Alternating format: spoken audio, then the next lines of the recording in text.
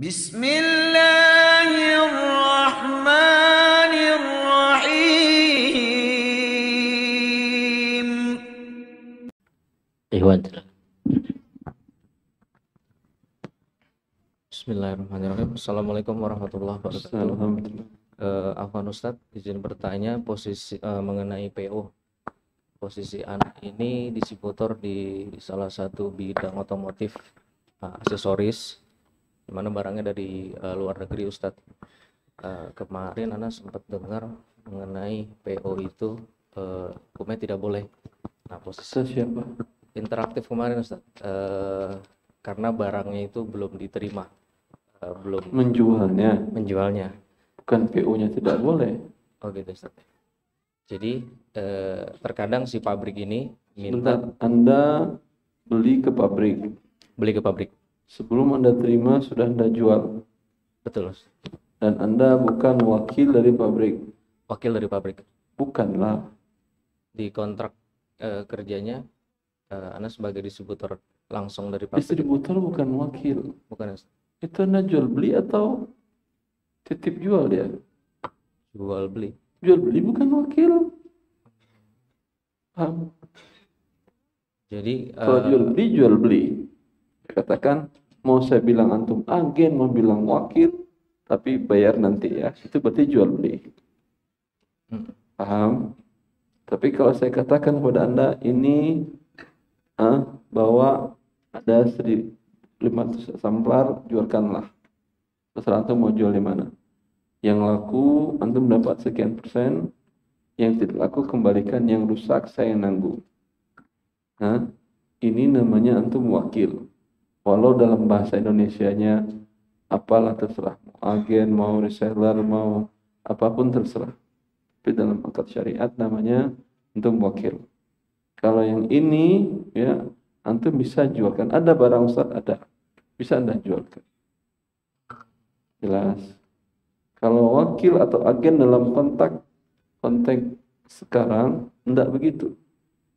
Dia bilang wakil tapi Anda harus bayar ke dia. Iya. Iya, itu jual beli namanya, bukan wakil. Anda pembeli dari dia. Berarti ketika barang sudah Anda terima baru boleh diposting. Baru boleh diposting untuk dijual. Walaupun kecuali Anda istisna. Istisna paralel. Kurang paham Ustaz. Istisna paralel itu orang pesan kepada Anda pesan ke pabrik. Iya, biasanya dari calon customer Anda itu ngelihat di website resminya. Nah, berhubung Anda sebagai ini bisa tolong titip pesan. Biasanya Anda akadnya nggak ada sistem DP. Jadi tanda jadi ketika memang barang itu misalnya gagal sampai atau Anda terima, Anda balikin full.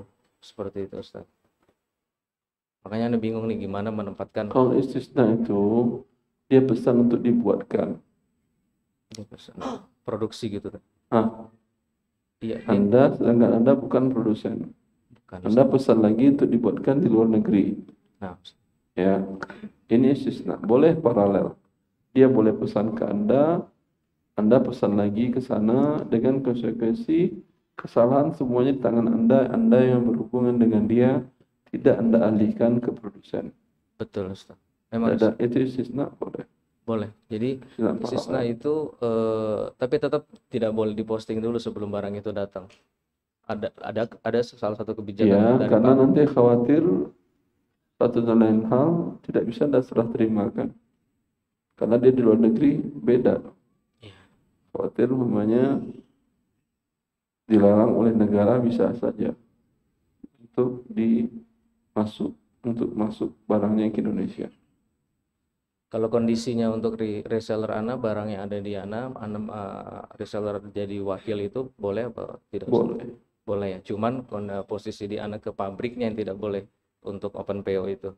Lalu terkait pembayarannya Ustaz, selama ini Anda bayar karena ini istisna, boleh cash di awal, boleh belakangan, tidak ada masalah. Maksud Anda caranya Anda biasa selama ini lewat yang tadi by PayPal. PayPal tadi itu sebentar Anda dolar pakai rupiah. Kalau Dari rupiah yang Anda kirimkan nggak ada masalah.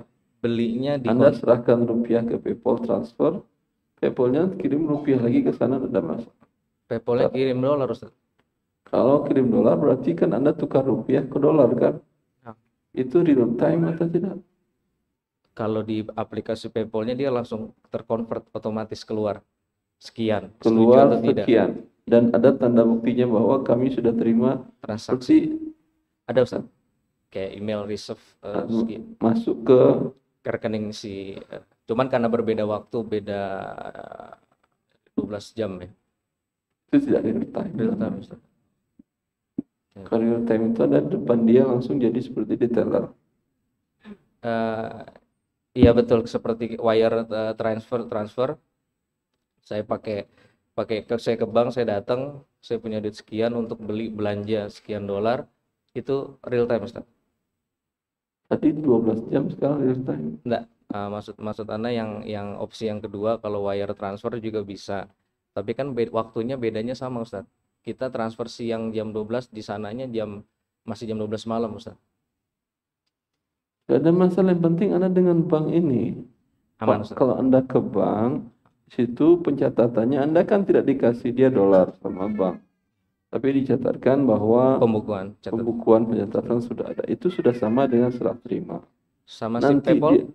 masalah PayPal, masalah penerima produsen prinsipal Anda di sana mau besok, mau 2 hari, itu gak ada masalah. Terus terkait pembayaran lagi kan, ada sebelum Anda pindah ke kartu kredit yang syariah. Ini terlalu panjang perjalanan, antrian juga banyak. Gantian kita ya. Putar ke belakang dulu, nanti kau dapat jadwal lagi. Syukur Ustaz, jazakallahu khairan. Assalamualaikum warahmatullahi wabarakatuh. Bismillahirrahmanirrahim. Assalamualaikum warahmatullahi wabarakatuh. Assalamualaikum. Semoga Allah selalu menjaga Ustadz dan keluarga. Izin bertanya Ustadz, terkait masalah perantara atau simsar dalam sebuah usaha. Jadi Anda sudah bertanya ke beberapa Ustadz, oleh beliau diarahkan untuk konsultasi dengan Ustadz Irwandi. Konsultasi? Iya, untuk tanya maksudnya. Bertanya, konsultasi itu panjang. Jadi dulu Anda pernah berjualan tiket pesawat, namun posisinya Anda sebagai perantara di mana pembeli membayar ke Anda dengan margin yang sudah Anda dapatkan, kemudian Anda membayar ke penyedia itu seharga HPP. Nah, pada waktu itu selama 1 tahun alhamdulillah lancar. Membeli dari ke Anda. Pembeli membayar ke Anda, ke rekening Anda. Customer membayar atau bertransaksi dengan Anda? Nah, membeli. Iya. Itu Anda perantara dari mana? Karena Anda tidak ada ikatan kontrak dengan pihak agen, tidak digaji juga, jadi tidak ada hubungan dengan pihak agen penerbangan. Iya. Jadi Tapi tiket sudah di tangan Anda? Belum Ustaz. Karena itu kan statusnya kita bayar dulu, kemudian juga nanti dibukukan dulu oleh agen travelnya, baru nanti tiketnya dikasih. Berarti Anda menjual barang jasa yang belum Anda terima? Iya. Tidak boleh. Caranya jadi halal, bilang ke calon pembeli tiket, saya nggak jual tiket ke Anda. Lah ngapain saya kemarin pergi? Enggak, sini dulu. Mau tiket ada, tapi saya nggak jual. Terus gimana caranya? Ya, Anda bayar saya uang administrasi, umpamanya 50.000, 30.000, 50.000, saya yang membelikan ke agen tiket. Berapa hari? Bisa kok. Nunggu 10 menit, 30 menit paling maksimal. Itu bisa. Atau Anda minta 10% dari transaksi. Itu caranya. Iya. Paham? Nah, yang jadi masalah pada waktu tahun 2020 karena pandemi itu, pihak agen menyatakan pilot, sementara masih ada sisa refund pelanggan yang belum kembali. Sampai waktu itu kita sudah menandatangani akta notaris yang menyatakan utang dia kepada Ana. Sampai jatuh tempo selesai tidak ada penyelesaian dan Ana sudah melaporkan ke polisi. Namun karena pelanggan itu kan tidak tahu Ana menjadi perantaranya si agen ini. Jadi dia menagihnya ke Ana. Nah, yang jadi pertanyaan, iya kan memang hakikatnya kan antara konsumen dengan Anda kan langsung. Iya. Iya. Tapi di awal dengan customer ini Ana ada akad ya. Jadi kepada Iya. customer tiketnya akan diberikan nanti tidak saat langsung pembayaran. Jadi Berdasarkan kesepakatan yang Anda sepakati dengan pelanggan. apa kesepakatannya? Jadi tiket baru akan diberikan menjelang tanggal penerbangan gitu. Terus sekarang belum tanggalnya belum. Tanggalnya karena itu kan sudah lewat pandemi Tad. Terus Dan harusnya kalau tidak jadi terbang kan uangnya kembali gitu. Yang jadi masalah yang haji terbang, dia nggak terbang, ngapain uangnya kembali? karena sudah beli tiketnya dibatalkan istilahnya Yang batalkan siapa? dari pelanggan. Tad. Karena pandemi waktu itu kan tidak boleh ada penerbangan. Tidak gitu, boleh Tad. penerbangan. Iya. Lalu pelanggan membatalkan. Lalu pihak Anda setuju. Anda kan Setuju. tadi wakil, tadi kan Anda menjual kan? Iya. Itu dari awal kan sudah berdosa. Ya, terus sekarang dia minta refund. Iya. Anda refundkan, tapi nggak bisa Anda kembalikan uang mereka. Iya, karena uangnya sudah masuk semua ke pihak agen. Harus kalau sudah terjadi ini. Nah, Mereka menuntut sekarang. iya pelanggan menuntut ke Ana. Ya. Terus pertanyaannya apa? Nah, itu hak refundnya pelanggan itu apakah menjadi tanggungan Ana? Iya. Iya. Karena Anda tadi menjual ke dia. Dan Anda menerima refundnya. Kecuali Anda mengatakan, saya nggak bisa terima refund, saya hanya bisa jual. Kalau refund, ini perusahaannya urus sendiri. Afwan dulu sebelum ini juga Ana sempat minta fatwa ke salah satu ustadz yang biasa mengisi kajian muamalah dulu di Denpasar. Nah, ini beliau mempersamakan ini dengan seperti Ana selaku agen apa ini namanya? Calo tiket umroh begitu, Tad. Itu kan kita beli dulu sementara terbangnya kan nanti. Nah, dengan analogi seperti itu beliau menganggap bahwa ini bisnis Ana bisa dijalankan begitu. Calo tiket umroh halal, mungkin tidak halal juga. Kalau sama seperti yang Anda lakukan tadi. Yang menjadi dalil itu bukan calo tiket umroh. Ada hadis Nabi kah atau ya dalil yang lain. Ada Al-Quran dan hadis Nabi dan dalil yang lain. Dan menurut hadis Nabi tadi, cara Anda tidak halal. Itu saya katakan dari awal sudah salah. Kalau Anda tanyakan dari awal, Ustaz, bagaimana saya mau buat usaha penjualan tiket, bagaimana yang halal? Bisa saya katakan, Anda bisa beli dulu, baru jual, terima dulu, baru Anda jual. Satu. Bisa, kalau Anda tidak bisa sebagai agen dari maskapai, Anda minta sebagai wakil dari si konsumen. Saya bantu Anda membelikan, beri saya fee. Jelas? Ya. Tapi kan bukan itu yang terjadi. Yang terjadi Anda menjual jasa tiket padahal Anda tidak memiliki. Dan ini hukumnya haram. Dan kemudian Anda terima akad refund. Berarti memang Anda mengambil risiko. Kecuali ketika mereka refund, Anda mengatakan, refund nggak ke saya lah. Refund ke maskapai. Ya.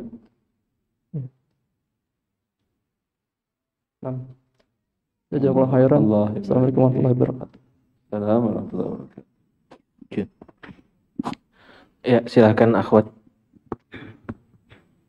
Ya, ikhwan, sebelumnya saya ingatkan, dalam agama Allah seperti yang dikatakan oleh Imam Syafi'i dalam Ar-Risalah, tidak halal bagi seorang muslim dan mukmin dan mukminah bila ada suatu transaksi yang akan dia lakukan tanpa mengetahui syariat Allah dalam kasus yang akan dia lakukan. Ya. Tanyakan dahulu ini halal atau haram kepada ahlinya. Bila ahlinya mengatakan haram, bisakah dicarikan solusinya yang halal? Kalau dia bisa dicarikan, alhamdulillah. Kalau dia bilang tidak ada solusinya, berarti haram mutlak. Tinggalkan sama sekali. Jangan kemudian Anda lakukan baru bertanya. Ternyata haram kan repot. Ya, begitu harusnya seorang muslim hidup, dan semoga kita diberikan oleh Allah hidayah, al-irsyad dan taufik dalam hal ini.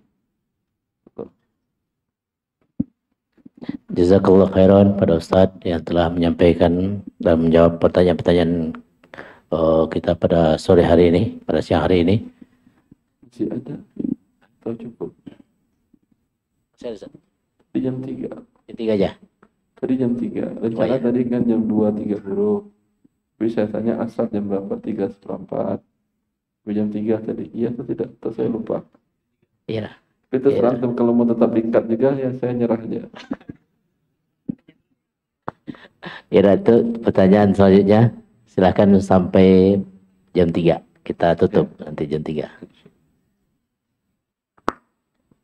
Giliran akhwat sekarang kan ya. Silakan akhwat. Ya, Awad. Silakan. Ya baik, bismillah. Assalamualaikum warahmatullahi wabarakatuh. Assalamualaikum warahmatullahi wabarakatuh. Barakallahu fiik, Ustadz. Allah barik. Semoga Allah menjaga Ustadz, keluarga Ustadz, dan kaum muslimin dan muslimat. Amin.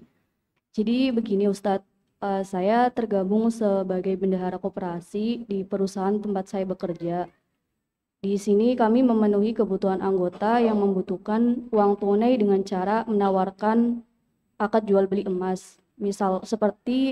Misalnya anggota membutuhkan uang 10 juta, maka kami tawarkan dengan menjual emas sekitar harga tersebut. Lalu gimana? Ya, jadi misalnya anggota membutuhkan uang 10 juta Ustadz. Lalu Anda jual emas. Maka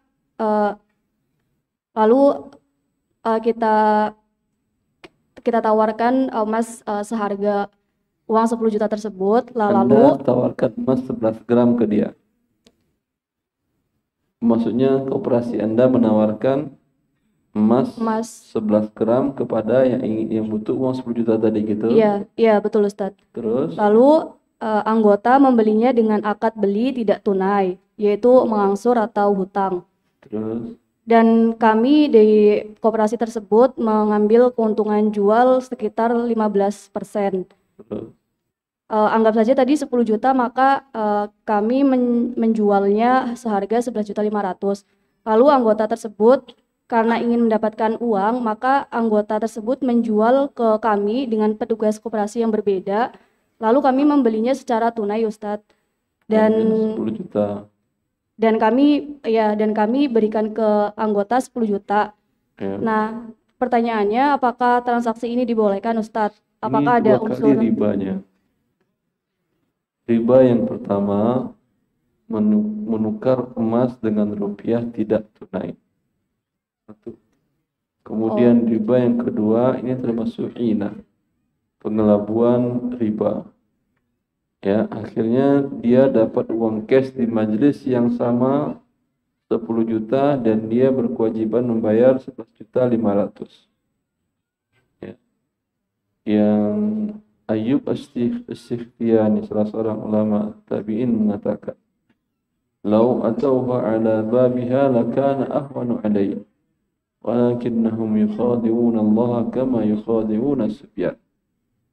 Orang-orang yang melakukan pengelabuan seperti ini, kalaulah mereka terus terang berbuat riba, dia bilang, kami bikin riba, yaudah, ini kami pinjamkan kamu 10 juta rupiah, ntar bayar 11 juta rupiah.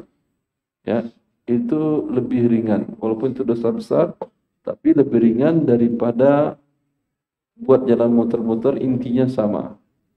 Ya, Ayyub As-Sikhtiyani mengatakan, mereka menipu Allah seperti kalian menipu anak-anak kecil. Jelas, jangan lakukan itu. Iya, jadi Ustadz, kalau ini pernah saya tanyakan ke ketua, informasi dari ketua ini sudah mengikuti dari syariat MUI yang dibolehkan. Jadi itu gimana ya Ustadz? Lalu setelahnya Anda sebagai apa di koperasi itu? menjadi bendahara Ustadz. Bendahara. Keluar dari bendahara. Kalian aja yang ikut MUI tersebut. Saya tidak mau ikut masuk neraka barang siapalah, terserah. Baik Ustadz, kan sebelumnya saya sudah mendapatkan gaji terkait koperasi tersebut atau tambahan di luar gaji perusahaan.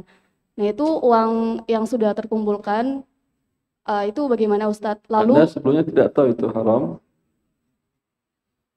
Tahu kan ya? Sebelumnya masih ragu-ragu Ustadz, karena makanya saya tanya ke ketua, informasinya dari MUI dibolehkan seperti itu Ustadz. Yaitu murni haram. Ijma' baca di buku-buku saya, ijma' para ulama di seluruh mazhab menukar emas dengan uang disyaratkan tunai. Lalu keluar fatwa mereka karena emas sekarang bukan lagi sebagai alat tukar. Panjang jawabannya di buku Harta Haram saya jelaskan.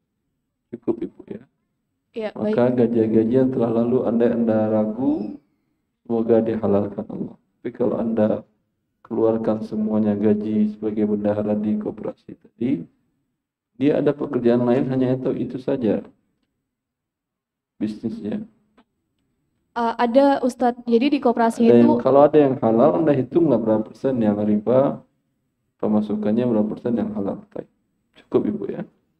ya Ya.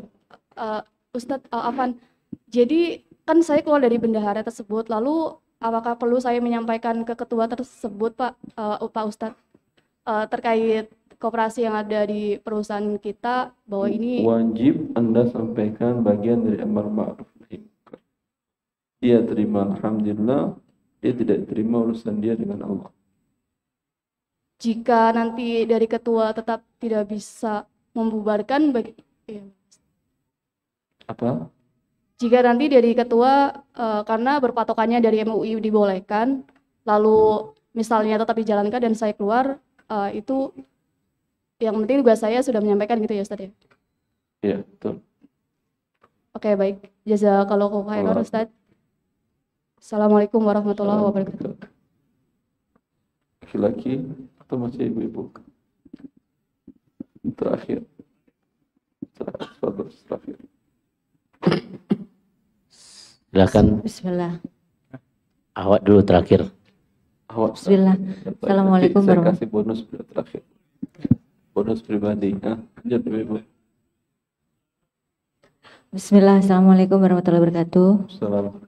Semoga Allah memberikan keberkahan umur bagi kita semua, Ustadz dan Allah. para yang hadir di sini. Amin ya rabbal alamin. Ustadz mau bertanya, di dalam muamalah food and beverage gitu ya, misalnya seperti itu. Kemudian si A memberikan kerjasama dengan modal yang sama awalnya. Terus dikarenakan ada suatu hal, akhirnya si B memberikan wewenang pada si A untuk mendapatkan keuntungan 60/40. Jadi A 60, B 40. Nah, kemudian Sampai di sini boleh. boleh. Oh. Ya, kemudian Ustadz di dalam perjalanan itu si B itu mengundurkan diri, belum kembali modal. Nah, Belum kembali modal tidak ada bagi hasil terus. tapi kita berusaha untuk mengembalikan gitu kan. Akhirnya kita Tidak ada bagi hasil kalau belum balik modal. Yang gitu ada ya Ustadz. Ketika berakhir balik modal. Nah, Ya, ini dia- Ustadz, qadarullah saat itu dijual ke orang lain. Ya. Dapatlah uang Ustadz. Dia Nah. dapat uang. Kembali modal dengan uang hasil itu atau tidak? Penjualan. Hasil penjualan. Modal masing-masing berapa juta umpamanya? 300. Jadi Masing-masing jadi 300. masing-masing 150. 150. Nah, Hasil terjual Terjualnya itu berapa? qadarullah 200. 200 Namun- berarti sekarang 100 dapat. Terus ini Ustadz, saat itu si B ini tidak terima karena menurut dia masih kurang gitu. Kalau nggak terima, minta ke Allah agar dia banyak bayar rezeki yang banyak. Usaha rugi, nggak terima dia rugi, itu urusan dia dengan Allah. Cukup Ibu ya. Yang nggak terima itu namanya sengketa. Kalau sengketa bukan ke Ustadz bertanya, ke pengadilan. Di Ustadz nggak selesai. Kalau bertanya ke Ustadz, halal, haram itu aja. Ya, jelas? Iya, jelas Allah Ustadz. baik. Satu lagi Ustadz. Maaf, ini Ibu tadi Oh iya, gugup karena waktu sudah jam 3. Iya. Tapi satu ada bonus lagi. Jazakallah khairan. Allah barik. Assalamualaikum warahmatullahi wabarakatuh. Salam warahmatullahi wabarakatuh. Jazakallah khair Ustadz atas kesempatannya. Semoga Allah merahmati antum dan seluruh kaum muslimin dimanapun mereka berada. Izin bertanya Ustadz, Ana bekerja sebagai pengelola proyek di sebuah pengembang properti, developer properti. Nah, kemudian developer properti ini bekerja sama, memang dia membatasi hanya pada bank-bank syariah gitu. Kemudian sebagai pengelola proyek, saya ikut serta dalam transaksi akad di notaris gitu Ustadz. Dan saya tahu kesepakatan atau kontrak-kontrak kerja yang dibuat antara developer dengan bank syariah dan bank syariah dengan konsumen gitu Ustadz. Nah, bagaimana hukumnya ketika terjadi seperti itu Ustadz? Halal. Oh, halal. Nah, Ana sebenarnya agak ragu-ragu Ustadz, letak halal atau haramnya. Ana soalnya selama ini mungkin ragunya di haram atau halalnya itu Ustadz. Letak halalnya di mana gitu Ustadz? Bisa minta tolong dijelaskan. Hukum asal muamalat hal. Yang Anda yang ragunya apa itu yang dijelaskan? Anda ragu di mana? Yang Ana ragu karena bank syariah ini kan memang dia banyak akad-akad yang masih batil gitu Ustadz. Nah, Ana takut satu banyak misalkan takzir atau denda ya. Setahu saya BSI sudah tidak ada. Oh ya. Atau masih ada? Kalau BSI udah nggak ada Ustadz. Setahu saya tidak. Tapi bank lain ada. Ya udah, suruh developer Anda hanya BSI, udah gampang. Oh ya. Besar lagi, ngapain dia bermasalah? Iya. Sehingga Anda pun halal. Iya. Nah, cukup jelas Ustadz. Jazakallah khair. Allah. Barakallahu fiik. Allah. Semoga bermanfaat. Tutup. Kenapa? Ustadz berikan penutupan kita. Oh iya, kira bonus lagi. Baik. Semoga bermanfaat ikhwan wa akhwati fillah. Dan ibrah dari ini, jangan biasakan beramal bila Anda tidak tahu syariat Allah dalam kasus yang akan Anda lakukan ini. Karena Anda akan ditanya nanti oleh malaikat. La tazalu qadama 'abdin hatta yus'ala an arba' wa an malihi min aina iktasaba wa fima anfaqa.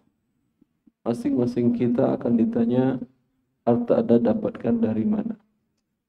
Itu jawab. Maka Anda tidak tahu hukumnya, itu berarti Anda sudah siap untuk akan mendapat azab dari malaikat. Ya, maka jangan beranikan melakukan sesuatu dalam mencari harta yang Anda tidak tahu hukum halal haram. Tanyakan. Ya, memang uzur antum banyak. Memang semua ustaz bisa jawab ustaz. Udah ustaz kuliah S1 pun di Madinah kadang nggak mau dia jawab. Harus hanya ustaz Rawandi saja. Itu nggak salah saya. Kenapa antum nggak belajar juga? Antum belajar juga, pelajari sebesar atas yang mampu. Ya, sehingga antum tidak terjerumus ke dalam yang diharamkan oleh Allah Azza wa Jalla. Dan alhamdulillah banyak kaum muslimin, ada sekitar 6.000 7.000 sekarang kaum muslimin ikut pelatihan-pelatihan yang saya dengan teman-teman buat secara online. 7.000 mereka ikut karena berasa seperti itu. Itu masih mending. Ada yang datang dari Makassar, datang sholat subuh di Masjid Darussalam tempat saya tinggal. Kemudian alhamdulillah Allah takdirkan bertemu dengan saya. Dia menyampaikan pertanyaan berkaitan dengan pekerjaannya. Setelah saya jawab halal, izin Ustaz mau pulang. Anak asal nanya mau pulang kemana tuh? Ke Makassar. Nah, datang ke Makassar kapan? Tadi malam Ustaz. Saya ambil pesawat terakhir dan akan pulang pagi ini lagi ke Makassar. Enggak tenang hidup saya, Ustaz, tentang kasus yang saya tanyakan ini. Ya, Biasakan hidup seperti ini ya. Ya, mencari tahu hukum Allah sebelum melakukannya. Tapi jangan biasakan juga gayanya dia. Cari pesawat hanya untuk tapi akan diberi pahala oleh Allah dan diganti oleh Allah setiap rupiah yang keluar untuk tiket pesawatnya tadi. Para sahabat dulu berjalan, kalau masalah jalan ratusan kilo dengan unta untuk mencari satu hadis Nabi Sallallahu Alaihi Wasallam, memvalidasinya sahih atau tidaknya. Ya, alhamdulillah antum nggak perlu jalan unta. Sekarang banyak media, handphone ada, apalagi email ada dan lain-lain. Ya, bisa Anda gunakan untuk menanyakan kun Allah dalam kasus transaksi yang sedang akan Anda hadapi. Semoga bermanfaat. Wallahu a'lam bishawab. Sallallahu alaihi Muhammad wa alihi wa sahbihi wasallam. Assalamualaikum warahmatullahi wabarakatuh.